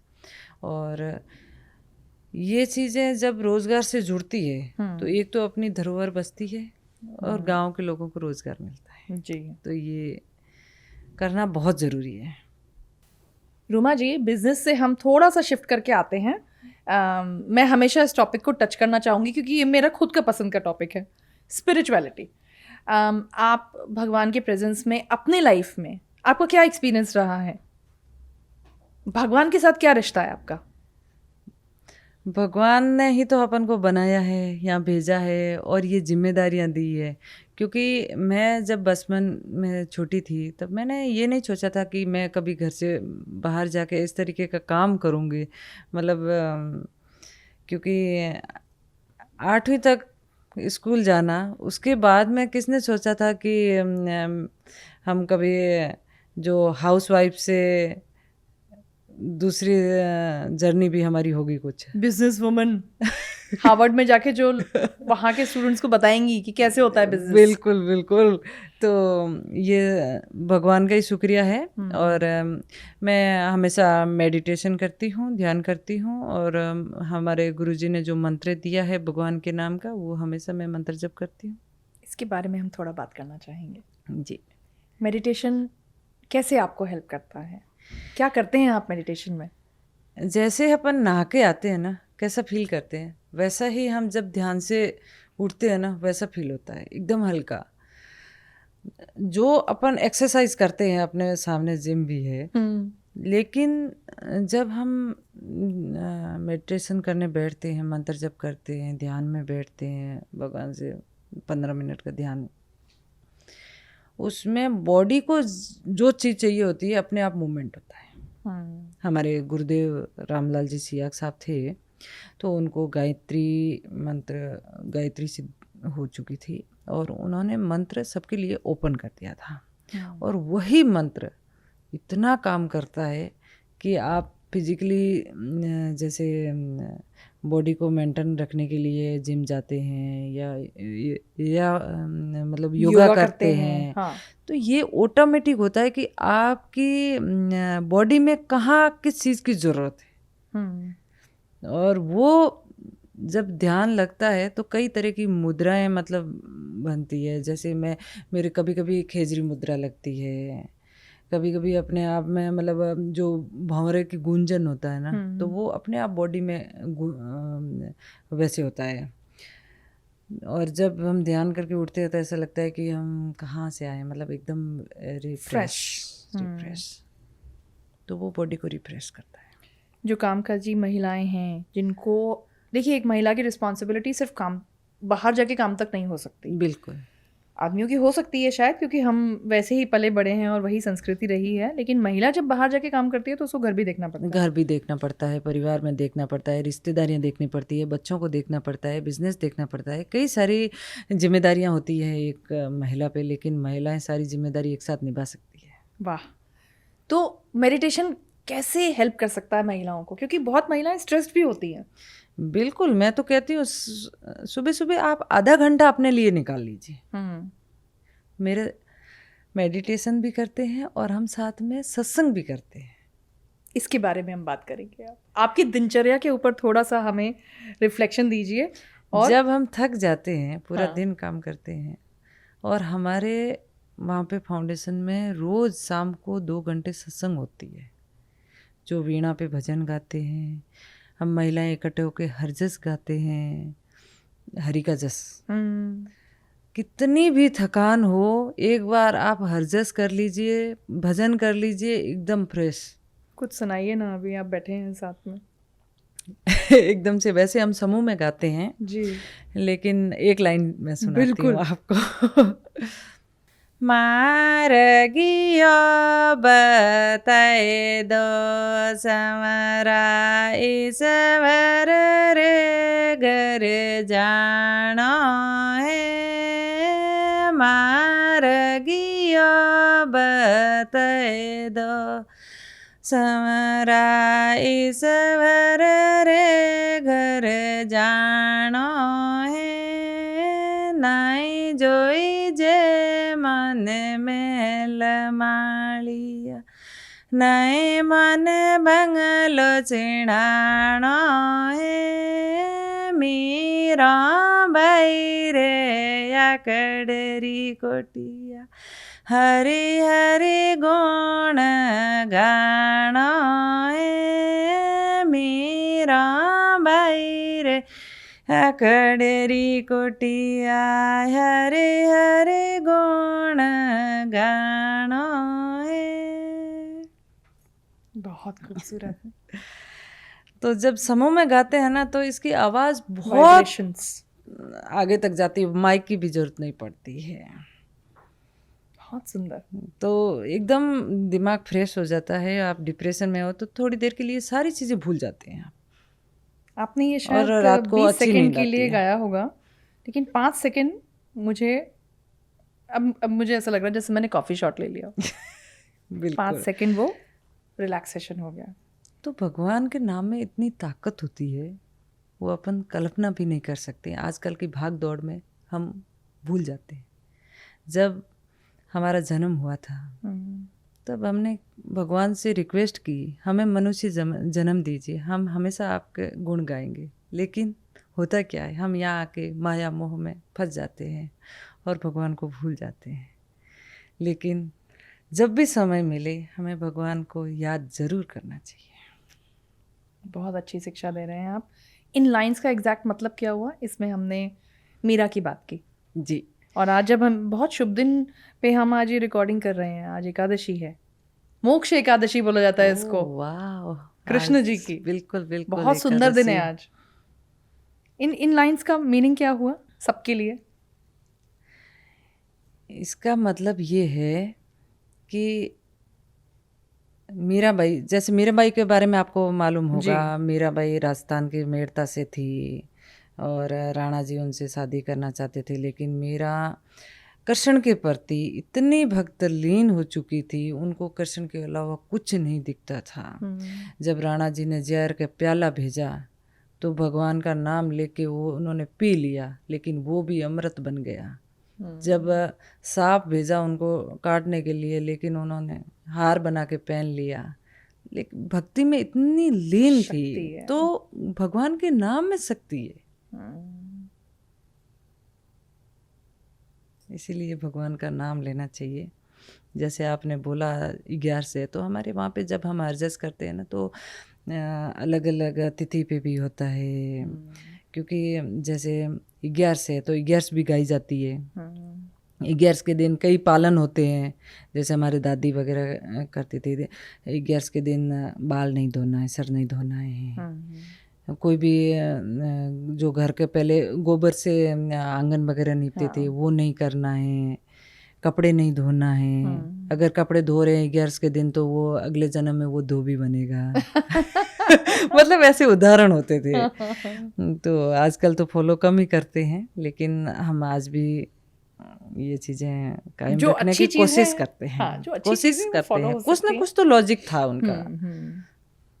क्योंकि तब इतनी फैसिलिटीज नहीं थी, तो आई थिंक ये बोलने से थोड़ा इजी हो जाता था। जी जी, बिल्कुल बिल्कुल। लोग समझ जाते थे कि ये नहीं करेंगे क्योंकि फैसिलिटीज नहीं थी। दसमने 11 करती पूनम मिंदरों जाती राम। दसमने 11 करती पूनम मिंदरों जाती राम। सवा रोटी रो धर्म करती काया निर्णी रेगी राम।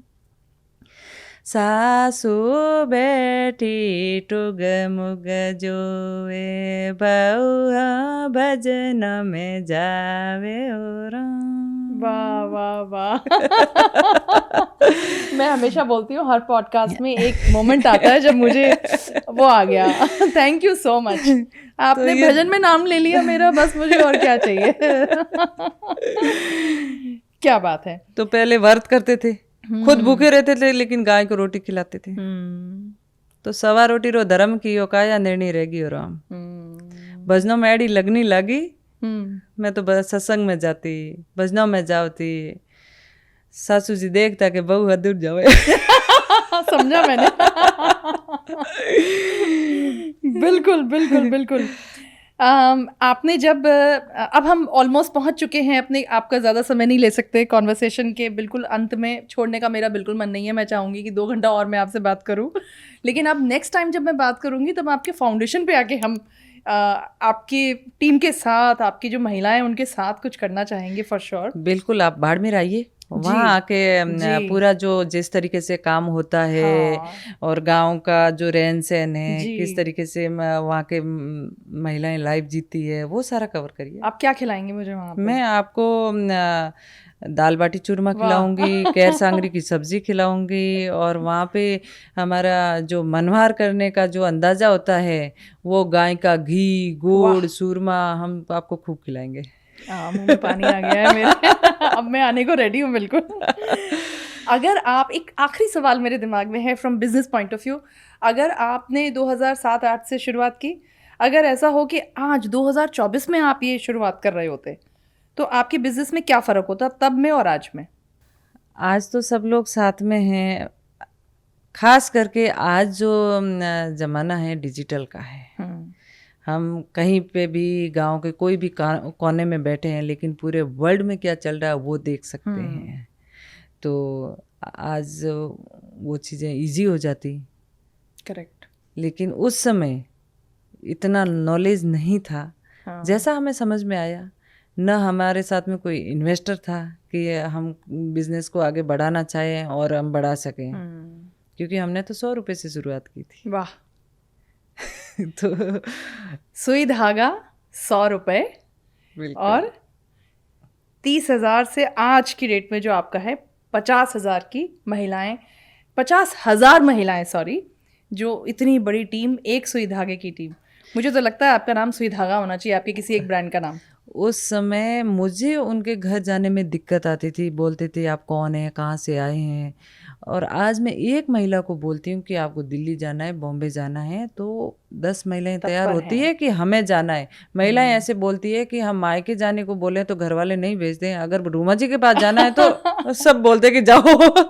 तो इस तरीके से बदलाव आया है, मिनकों का मतलब लोगों का विश्वास जो है वो कायम हुआ है ना। जी। क्योंकि जब मैंने एग्जीबिशन किए, फैशन शोज किए, इंडिया में किए, लेकिन मुझे लगा कि क्यों ना हम इंटरनेशनल करें, बिल्कुल। तो वहाँ पे हमें ज़्यादा ऑर्डर मिलेगा, ज़्यादा बहनों को काम मिलेगा। ये सोचा ही था उस समय। मुझे फर्स्ट टाइम जर्मनी में हेम टेक्सटाइल करके फ्रैंकफर्ट मैसे में एक एग्जीबिशन होता है टेक्सटाइल का, वहाँ से मेल आया कि इंडिया से मात्र एक एनजीओ को हमने सिलेक्ट किया जिनको हम फ्री ऑफ कॉस्ट बूथ दे रहे हैं। वाह। उस समय लगभग वहाँ के बूथ की 50 लाख की मतलब रेट थी। हम तो नहीं दे सकते थे, लेकिन उन्होंने रिसर्च करके हमें सेलेक्ट किया और हमें लगा कि हमने सोचा था हम बाहर जाएंगे, लेकिन सीधा जर्मनी जाएंगे ये तो नहीं सोचा था। तो उस समय मतलब वो भी था कि कैसे जाएंगे, वहाँ का वेदर कैसा है, कैसे लोगों से बात करेंगे, क्योंकि हम प्योर वेजिटेरियन है तो खाना पीना कैसे रहेगा। तो कुछ लोगों ने बोला कि दिसंबर का महीना है, वहाँ पे तो बर्फ़ गिर रही है, तो उस हिसाब से कपड़े लेके जाना। किसने बोला कि खाने के लिए आप थोड़ा बहुत पास में रखना। तो फिर हम आटा, सब्जी, मसाला सब साथ में लेके गए और वहाँ जाके रोटियां बनाई। वहाँ पे एयरबिन वो घर लिया और वहाँ के लोगों को रोटी खिलाई। तो उन्होंने बोला कि हमने फर्स्ट बार ताजी ब्रेड खाई है। मुझे इतनी खुशी हुई कि इन्होंने कभी रोटी नहीं खाई, मतलब अच्छा हुआ मैं आटा साथ में लेके आई। तो जो मेरा जर्मनी का एक्सपीरियंस था वो बहुत अच्छा था। और एक इंसिडेंट मेरे साथ में ये हुआ कि मेरा बैग ट्रेन में छूट गया। अच्छा। तो हम स्टेशन पे रुके, मेरे साथ में ट्रांसलेटर भी थी। तो उन्होंने इधर उधर देखा, तो वहाँ पे स्टेशन पे तो कोई होता नहीं, सब मशीनों से काम होता है जी। तो एक कोई मिला, तो उसने बोला कि आप जो सेंट्रल स्टेशन है वहाँ जाइए, वहाँ आपको मिलेंगे। तो वहाँ गए, तो वहाँ उन्होंने बात करने की कोशिश किया इंग्लिश में, तो कोई इंग्लिश बोलने वाला नहीं। तो फिर मैंने तो हिंदी में बोला भाई हमारा बैग छूट गया। तो उनको समझ में आया कि इनको, तो वो किसी को इंग्लिश बोलने वाले को लेके आई और उन्होंने आधे घंटे में हमारा बैग ला के दे दिया। तो उस दिन मुझे एक तो ये बात समझ में आई कि भाषा कोई मायने रखती है। उनकी जर्मन भाषा है तो वो जर्मन बोल रहे हैं, तो हमारी हिंदी भाषा है तो हम हिंदी में बोल रहे हैं। हमें उनकी भाषा समझ में नहीं आ रही है तो ये प्रॉब्लम हमारी है, लेकिन उनको हिंदी नहीं आ रही तो वो प्रॉब्लम उनकी है। लेकिन भाषा के लिए कभी नर्वस नहीं होना, सीखना ज़रूरी है, कोई बात नहीं, लेकिन अपनी भाषा है इसको कायम रखना है। इसके बाद में जब मैं बूथ पे बैठी थी, मैं डेमो मतलब मेरा काम कर रही थी, 10 महिलाओं का एक ग्रुप आया और मेरे पास में आके खड़ी हो गई। मैंने उनके सामने देखा तो आंखों में आंसू थे। मैंने कहा क्या हुआ? तो उन्होंने बोला कि आप इंडिया से हो ना? मैं हाँ। तो कि आपको पहनावा देख के हमें हमारा मुल्क याद आ गया। वो पाकिस्तान की फैमिली थी, वहाँ पे 10 सालों से रह रहे थे। उनके किसी की नानी इंडिया से थी, किसी की दादी इंडिया से थी, तो उनका पहनावा ऐसा था। तो उन्होंने मतलब उसके बाद में 2 दिन हम साथ में रहे, इतनी अच्छी खातिरदारी की और वहाँ से मुझे समझ में आया कि मैं कभी मेरा पहनावा चेंज नहीं करूँगी। क्योंकि राजस्थान से बाहर होती हूँ तो लोग बोलते हैं आप राजस्थान से, इंडिया से बाहर होते हैं तो बोलते हैं कि आप इंडिया से। हमें कभी मुझे मेरा परिचय कभी देने की जरूरत नहीं पड़ी और मैंने मेरा पहनावा कभी चेंज नहीं किया। और जब मैं गांव में जाती हूँ, महिलाओं के साथ में बैठती हूँ, तो उनको भी ये लगता है कि रोमा जी हम ऐसे ही हैं। कोई भी काम करने के लिए अपन को पहनावा चेंज करने की जरूरत नहीं है। बिल्कुल बिल्कुल। तो उनका भी कॉन्फिडेंस लेवल है वो बढ़ता है, उनको भी लगता है रोमा जी हमारे हैं, हम भी कर सकते हैं रोमा जी जैसा काम। मैं आशा करूँगी कि इस देश की सारी औरतों के पास एक ड्रेस तो ये होना चाहिए, और जो मैं नेक्स्ट पॉडकास्ट आपके साथ करने वाली हूँ वो ऐसे ही पहनावे में करने वाली हूँ। मैं बहुत एक्साइटेड हूँ इसके लिए। मैं आपको बताऊँ, मैं लंदन जाती हूँ, यूएस जाती हूँ, सबको ये लगता है कि रोमा जी आ रहे हैं तो रोमा जी जैसी पोशाक हमें भी पहननी है। मतलब इतना लोगों में क्रेज रहता है। एक बार तो ऐसा हुआ था, मैं यूएस में थी, लॉस वेगस में, वहाँ पे किसी के घर पे प्रोग्राम रखा, तो वहाँ पे सब लेडीज़ ने ये पोशाक पहन के आई और एक उनके बीच में पंजाबी फैमिली थी, तो उसने बोला कि मैं भी ये पहनूंगी, तो वो उसने उसकी फ्रेंड से लिया और वो पहन के आई, हालांकि उल्टा पहन के आई हमें पर मतलब उन्होंने कोशिश तो की पहनने की। क्रेज कितना था। अपना राजस्थान का पहनावा हर जगह पसंद आ रहा है। कोई बात, सबका पहनावा अलग अलग है, सबका अच्छा है, हम ये नहीं बोलते कि आप ये नहीं पहने, लेकिन हमें हमारा पहनावा अच्छा लगता है। तो लंदन में एक प्रोग्राम होता है जीमन के नाम से, तो जीमन के नाम से जो प्रोग्राम होता है उसमें पूरा प्रॉपर जीमन रखते हैं, क्योंकि हम खाने को जीमन बोलते हैं राजस्थान में। और लंदन में उन्होंने क्या किया, पूरे दाल बाटी, राबड़ी और पूरा देसी खाना, देसी थीम पे पूरा, वो गट्टी से आटा पीसना, धान साफ कर रहे हैं, पूरा थीम बनाया। और साथ में सब ने राजस्थानी पोशाक पहनी और उसमें मुझे गेस्ट बुलाया। और मैं वहाँ से जब मैं फोटोज भेजती हूँ ना बाहर जाके, तो यहाँ के लोग बोलते हैं आप इंडिया में हो, बाहर पता ही नहीं चलता। तो मैंने कहा यही तो होना चाहिए ना। यही तो है देश की गरिमा को आगे तक लेके जाना। बिल्कुल। Thank you so much Ruma ji, you are so inspirational.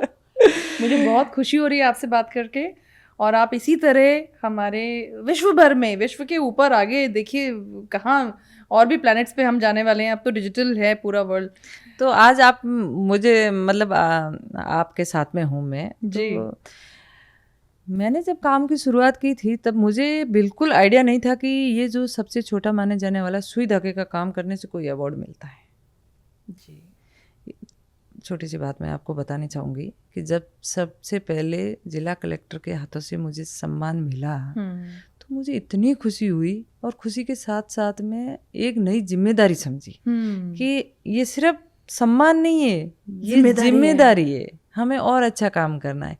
उसके बाद में महामहिम राज्यपाल जी के हाथों से, और जब राष्ट्रपति जी के हाथों से नारी शक्ति पुरस्कार मिला तो खुशी का कोई ठिकाना नहीं था, क्योंकि दिल्ली जाते थे, राष्ट्रपति भवन देखते थे दूर से कि वहाँ पे राष्ट्रपति भवन है, लेकिन राष्ट्रपति भवन में जाके राष्ट्रपति जी के हाथों से सम्मान लेना, दूसरे दिन एट होम प्रोग्राम होता है, प्रधानमंत्री जी के साथ में भोजन करना, ये चीज़ें हमारे लिए बहुत मायने रखती है। क्योंकि जब ऐसी चीज़ें होती है और जो बहनें देखती है तो उनको भी लगता है कि नहीं, हमें भी काम करना चाहिए, हम भी कर सकते हैं। तो ये अवार्ड सिर्फ मैं मेरे लिए नहीं मानती हूँ, मैं, मेरी जो टीम है, मेरी 50,000 बहनें हैं, उन सभी का है। ऐसे ही एक दिन मेरे पास में मेल आया हार्वर्ड यूनिवर्सिटी से, क्योंकि मेरा तो 8वीं में स्कूल छूट गया था, मैं तो आगे पढ़ नहीं पाई थी, तो कभी ना स्कूल के बारे में ना कॉलेज के बारे में सोचा था, और हार्वर्ड जाके मैं क्या करूँगी। 1 महीना तक हमने उनको मेल का जवाब नहीं दिया था डर की वजह से कि क्या करेंगे। हाँ, तो फिर उनका मेल आया कि ये आप ही के लिए है, आप आइए, ये प्लेटफॉर्म आपके लिए है। तो एक ये था कि खुद की टिकट लेके जाना था। हाँ। मैंने कहा मैं 10 लाख का खर्चा करके वहाँ जाऊँगी तो यहाँ काम कैसे करूँगी मैं मुझे नहीं जाना। उसी टाइम मुझे जानकी देवी बजाज पुरस्कार मिल रहा था बॉम्बे में, और जब बजाज ग्रुप को पता चला कि इतना अच्छा प्लेटफॉर्म मिला हुआ है और ये नहीं जा रहे हैं, हमारे बच्चों को एडमिशन नहीं मिलता है, तो उन्होंने बोला कि हम आपकी टिकट बनाते हैं, आप जाइए। तो उन्होंने हमारी टिकट बनाई, और यहाँ पे वो प्रकाश जी कानून आज भी हमारे साथ में ही है, उन्होंने वहाँ पे रहने का सारा अरेंजमेंट किया, उनके वहाँ पे मतलब कनेक्शन थे। तो वहाँ जाने के बाद में मुझे पता चला कि जो 1 दिन का प्रोग्राम था वो 3 दिन चला, और लोगों ने इतनी रुचि ली, वहाँ के स्टूडेंट ने सुई धागा हाथ में लेके काम किया और यहाँ की कला के बारे में जाना। उसके बाद में भारतीय दूतावास में प्रोग्राम किया, बहुत सारी यूनिवर्सिटी के प्रोफेसर लोगों को बुलाया, और जब उन्होंने यहाँ के बारे में सुना तो उन्होंने कहा कि हम यहाँ से स्टूडेंट भेजेंगे, वहाँ पे रिसर्च करेंगे और यहाँ के सिलेबस में हम शामिल करेंगे। मतलब इतनी खुशी हुई कि कितना बड़ा प्लेटफॉर्म हम छोड़ रहे थे। तो ये कुछ ऐसे चीज़ें हैं, कभी कभी हम नहीं समझ पाते हैं, लेकिन बहुत बड़ी होती है। और वापस आई तब मुझे PhD की मानद उपाधि भी मिली, ज्योतिराव महात्मा फुले यूनिवर्सिटी ने दी। और तो मैं डॉक्टर रूमा जी के साथ महात्मा ज्योतिराव फुले यूनिवर्सिटी ने मुझे डॉक्टरेट की मानद उपाधि दी। और इसी बीच में जब KBC से मेरे पास में कॉल आया था, तब KBC के बारे में मैंने थोड़ा बहुत सुना था, क्योंकि पहले लाइट नहीं थी गांव में, टीवी भी नहीं थी, तो इतना हमें नॉलेज नहीं था। जब मेरे पास में कॉल आया कि हम सोनी चैनल से बोल रहे हैं और आपको हम KBC में इन्वाइट कर रहे हैं, मैंने कहा वहाँ तो पढ़े लिखे लोग जाते हैं, क्वेश्चन आंसर होते हैं, मैं वहाँ जाके क्या करूँगी। मैंने कहा जरूर फेक कॉल होगा, ऐसे ही होगा। नेक्स्ट डे और कॉल आया उनका कि हम सोनी चैनल से ही बोल रहे हैं और आप जिस तरीके से काम करें ऐसे लोगों को हम बुलाते हैं, और हमारा जो फ्राइडे को स्पेशल शो होता है उसमें हम करमवीर अवार्ड भी देते हैं, और आपके साथ में खेलने के लिए कोई सेलिब्रिटी रहेगी। तो मैंने कहा आप मेल भेजिए, फिर उनका मेल आया, फिर उनकी टीम पहुंची बाड़मेर में, 5 दिन वहाँ पे शूट चला, और फिर हमें यहाँ पे बॉम्बे में बुलाया, और पूरा दिन हमने अमिताभ बच्चन जी के साथ में शूट किया, और उसके बाद में टेलीकास्ट होके ये जो केबीसी का शो आया था। जी तो वहाँ जाके भी बहुत अच्छा लगा। मतलब इस तरीके से जो हमारी कला का प्रचार होना था वो बहुत लोगों तक पहुँचा, और प्रोत्साहन मिलता रहा। आज आपके साथ में हैं हम। ये मेरी खुशनसीबी है कि आप समय निकाल पाई हैं। उसके बाद में मुझे इंडियन आइडल में भी जाने का मौका मिला था। अरुणिता कांजीवाल को सपोर्ट करने गई थी, उनको भी मैंने बोरला पहनाया, दुपट्टा पहनाया, पूरा राजस्थानी बनाया वहाँ पे। पूरे विश्व में राजस्थान की गरिमा और हमारे देश की गरिमा पहुंचनी चाहिए, और मुझे पूरा विश्वास है आज आपसे मिलने के बाद, बिल्कुल साक्षात दर्शन और बातचीत करने के बाद, मुझे कोई डाउट नहीं है कि आप ये अचीव करेंगी। मुझे नहीं लगता कि आप 5 लाख तक भी रुकने वाली हैं। वो सिर्फ एक नंबर है जो मैंने आज आपके अंदर लीडर देखा है, जो एक नारी शक्ति ही नहीं, जो एक बहुत बहुत स्ट्रॉन्ग माइंड और एक वो जो विल पावर होती है कि हमें करना ही है, प्रॉब्लम आएगी देख लेंगे, वो कूट कूट के भरी है आपने। तो अभी हम जैसे मेरी 8वीं में स्कूल छूट गई थी, तो आज भी बच्चों की स्कूल छूट जाती है, तो उनके लिए हम स्कॉलरशिप की व्यवस्था करते हैं। हर साल हमारा प्रोग्राम रहता है जिसमें हम परसेंटेज नहीं देखते हैं, ज़रूरत देखते हैं कि पढ़ना चाह रहे हैं बच्चे लेकिन नहीं पढ़ पा रहे हैं, आर्थिक रूप से कमज़ोर परिवार से आते हैं, कोई आप तक कैसे पहुंच सकता है इसके लिए? तो इसके लिए हम क्या करते हैं, ऑनलाइन आवेदन मंगवाते हैं, और उसमें से फिर कैटेगरी चूज करते हैं, फिर उनकी स्कैनिंग करते हैं, उनके गांव में कॉल करते हैं, उनके घर के बारे में पूछते हैं, फिर हमारी टीम जाती है उनके घर पे और उनका खुद का इंटरव्यू लेती है, फिर उनका सिलेक्शन होता है। तो इस तरीके से हम 25 से 75 हज़ार रुपये पर बच्चे को मतलब स्कॉलरशिप देते हैं, और वो अपना करियर आगे बढ़ा सके। ऐसे ही हम एक बेटी बचाओ पे कर रहे हैं, जिसमें 1 साल से छोटी बच्ची को एक गांव की ब्रांड एम्बेसडर बनाते हैं, 20 से 25 हज़ार रुपये की FD करवा के सुकन्या समृद्धि योजना से जोड़ देते हैं। जब वो बड़ी होगी तो उनके आगे की पढ़ाई के लिए उनको पैसे की ज़रूरत होगी, तो किसी के आगे हाथ फैलाने की ज़रूरत नहीं होगी, उसका भविष्य आज ही सिक्योर है। तो ये प्रोग्राम हम अलग अलग जगह पे अभी कर रहे हैं, और एक मैंने जैसे बताया आपको स्पोर्ट्स कॉम्प्लेक्स बना रहे हैं, जिससे स्पोर्ट्स में जिसकी रुचि होगी वो आगे आ सकती है। हेल्थ में भी हम अलग अलग टाइम पे कैंप करते रहते हैं। फोक म्यूजिक पे हम जो काम कर रहे हैं अभी रुमायना के साथ में लेके आ रहे हैं आपके बॉम्बे में भी। तो ये जो ट्रेडिशनल हमारी वहाँ की कला है, क्राफ्ट है, इसको बचाने के लिए हर प्रयास कोशिश कर रहे हैं। और लास्ट में मैं हमेशा एक महिलाओं को संदेश देती हूँ कि महिला का सम्मान करे, सपोर्ट करे, अपने हक के लिए खुद लड़े। हम सब में कोई ना कोई हुनर जरूर है, तो क्यों ना हुनर के जरिए आगे बढ़े, स्वावलंबी बने। अगर खुद पे विश्वास है तो खड़े रहे, अड़े रहे। वाह बहुत बहुत शुक्रिया, बहुत बहुत शुक्रिया डॉक्टर रूमा देवी जी। बहुत आनंद आया आपसे बात करके, और ये बातचीत बस यहाँ तक नहीं खत्म हो सकती, हमें अभी आगे और बातें करनी है, आपको और बढ़ते हुए देखना है। बिल्कुल, आपको भी देख के मुझे ऐसा लगा कि आप भी बहुत सारा काम कर रही है, और आप अब इस तरीके से मंच पे अगर लोगों को लाके लोगों के सामने मतलब उनकी कहानी स्टोरियाँ आप रख रही हैं, तो निश्चित रूप से अपन आगे मिलके भी कुछ अच्छा कर सकते हैं। बिल्कुल करेंगे, है ना। जब एक महिला दूसरी महिला के साथ जुड़ेगी तो कुछ कमाल होगा। होता ही है। धन्यवाद Ruma ji, thank you so much. Thank you.